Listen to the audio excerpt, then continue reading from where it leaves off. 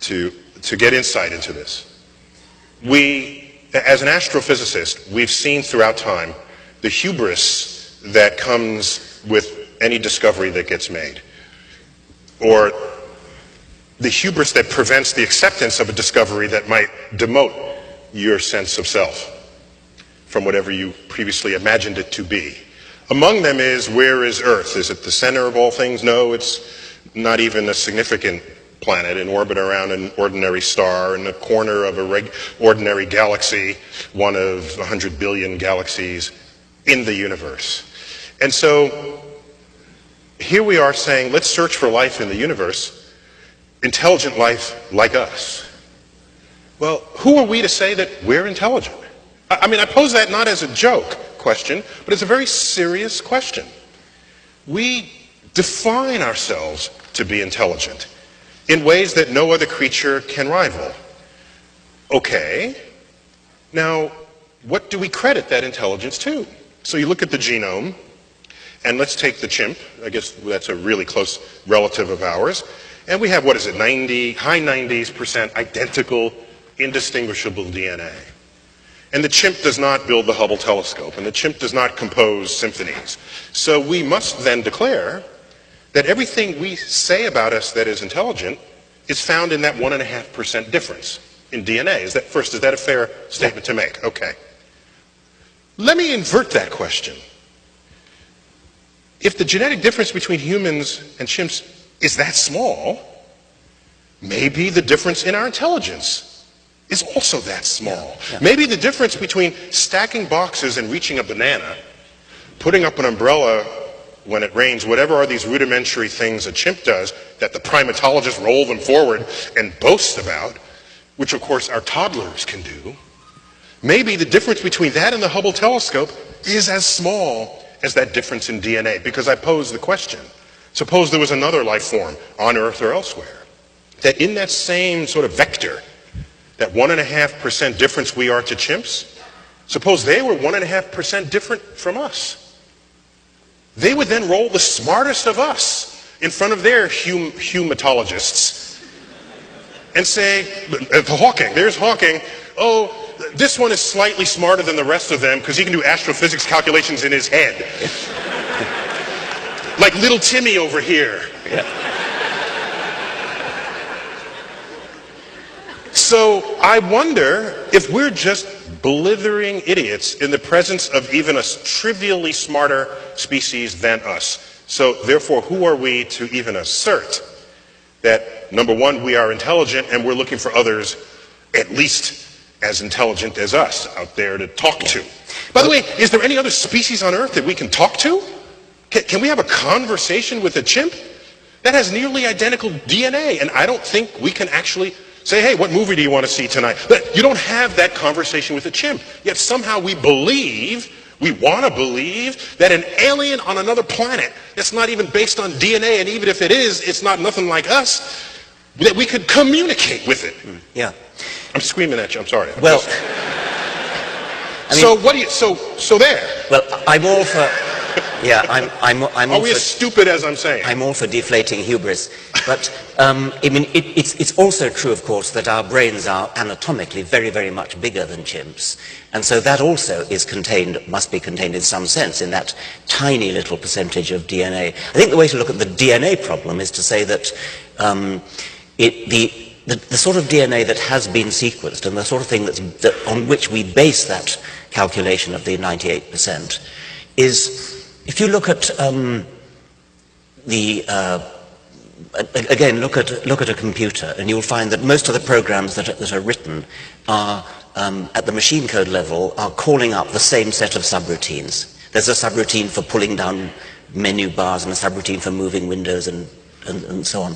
That's what we're looking at in this 98%. What we're not looking at is the set of sort of high-level instructions that say, call this subroutine now call this one, now call this one, now call that one.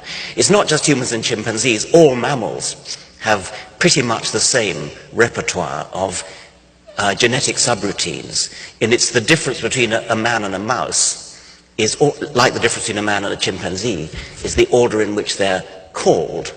The sequence in which they're called during embryology, which causes the really quite substantial anatomical differences between a human and a mouse, and the quite big differences in brain size. If we assume we're not some measure of things, then, as I said earlier, that tells me that the day might come where we could go in, understand which sequences are called in what way, and invent whole new sequences never before dreamt of by biology.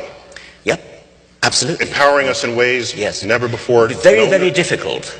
Much more difficult than it sounds, but still it's in principle possible.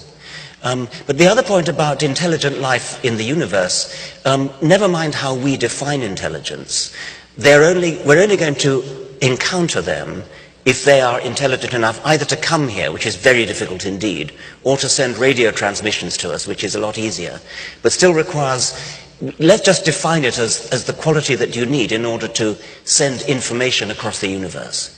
Now, you don't have to call that intelligence, but whatever it is, that's what it needs in order to get here, in order for us to apprehend it. And I wonder, surely you've walked past a worm that had just crawled out of the earth, and when you did so, you weren't saying to yourself, gee, I wonder what that worm is thinking. You just simply didn't care. You're so far beyond I don't want to put words in your mouth, but I'm imagining you simply really don't care what the worm is thinking. And the worm, conversely, has no clue that you consider yourself intelligent. You're just this thing that went by. So can you imagine a species that has such high intelligence that the prospect of communicating with us is simply of no interest to them? Yeah, I can, yeah. And they go by and their intelligence is on such a level that we can't even recognize it as intelligence. Yes, and moreover, I think it would more or less have to be that much ahead of us if we were ever to meet them, because we're never going to get there. Yeah, we sure as hell not getting there. So see the NASA budget lately? It's not. So anything that gets here has got to have a very, very highly developed technology, far more than we've. That brings us to Stephen Hawking's concern about any civilization sufficiently advanced to visit us. What does that say about the consequence of that encounter? Yeah. And he's worried, of course, because he's taking his cue from the history of humans, with one has a more advanced technology than the other, and they visit. It almost is always bad for those with the lesser technology. And South America, one of the sort of more obvious examples in their first encounter with the Spaniards. So I don't know if I want to be the first one to shake hands or shake whatever they're sticking forward. I don't know. I want to do it, but I still have my concerns. What do you think are the odds that there is life elsewhere in the universe? They must be high, and I'll tell you why. People say, well, have you found life yet? No. Well, that's like going to the ocean. This has been said before, taking a cup of water, scooping up, and saying, there are no whales in the ocean, Here's my data, You need a slightly bigger sample.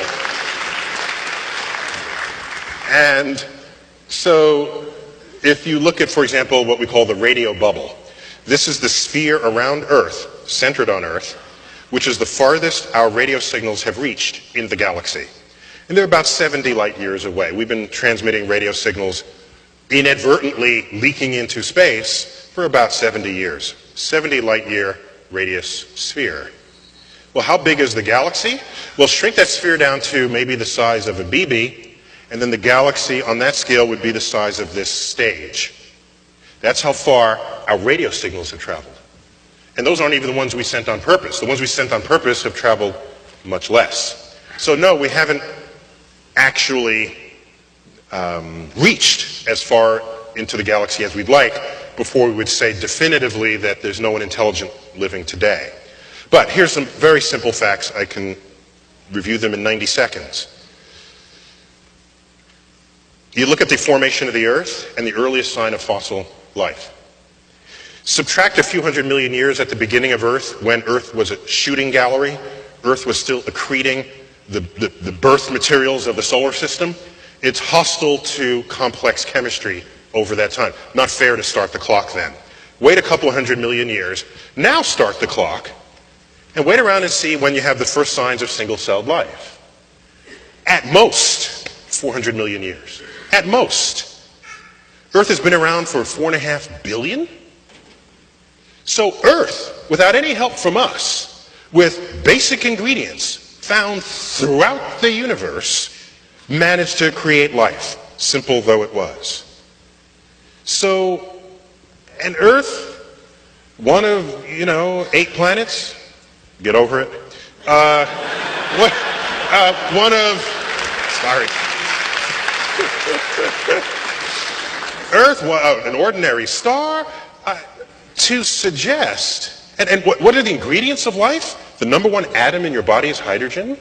Number 2 atom is oxygen, together making mostly water that's in you. Next is carbon in this order. Next is nitrogen. Next is other stuff. My favorite element, other, yeah. You look at the universe, the number 1 element in the universe is hydrogen. Next is helium, chemically inert, couldn't do anything with it anyway. Next is carbon. I think I left out oxygen there. Next is oxygen. Next is nitrogen. 1 for 1. We're not even made of odd things.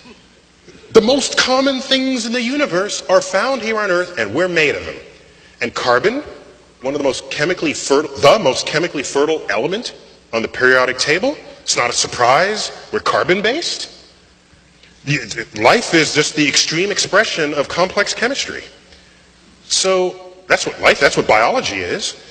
So all these people who want to imagine, because they remembered their chemistry class that silicon sits right below carbon on the periodic table. So it bonds similarly to carbon, so they want to imagine silicon-based life. I'm saying, okay, fine, but you don't have to. There's 5 times as much carbon in the universe as silicon. There's no need to even have to go there. We got enough to imagine just simply with the carbon atom at the center of these huge biological molecules. Point is, it happened relatively quickly with the most common ingredients in the universe. To now say life on Earth is unique in the universe would be inexcusably egocentric. Yeah, I agree with that. Oh, okay.